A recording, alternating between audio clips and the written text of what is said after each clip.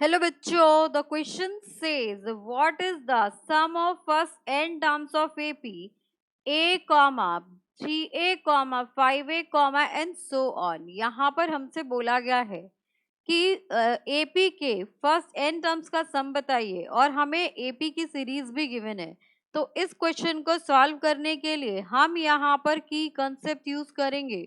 वो हो जाएगा आपके पास sum of n terms of AP is given by, यहाँ पर आ जाएगा आपके पास n/2।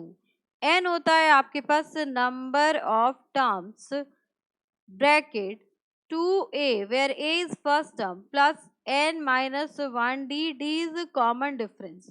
तो अब यहाँ पर हमें Sn ही बताना है। तो AP आपको गिवन है a comma 3a comma 5a comma and so on. अब देखिए ए की बात करें तो फर्स्ट टर्म आपके पास ए हो गया, ये आपका फर्स्ट टर्म हो जाता है। अब डी की बात करें तो डी होता है आपके पास A2 माइनस A1। तो A2 है आपके पास 3A माइनस A, तो ये आ गया आपके पास 2A। डी आपका इन दोनों का डिफरेंस भी हो सकता है, इन दोनों का डिफरेंस भी हो सकता है।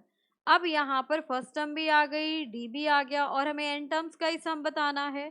तो यहाँ से हम कह सकते हैं Sn will be equals to n/2, 2 into first term which is a plus n-1 and d आपके पास यहाँ पर 2a है।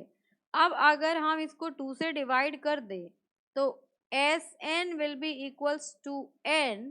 इन यहीं पर आप 2 रहने दीजिए, इन दोनों से अगर हम 2a कॉमन ले लें तो यहाँ पर आ जाएगा इंटू 2a और ब्रैकेट में बच जाएगा आपके पास this will be 1 plus n-1। अब 2 से आपका 2 कैंसिल आउट हो गया, so Sn will be equals to Na 1 and -1 ये भी कैंसिल आउट हो गया, यहाँ पर आ गया n।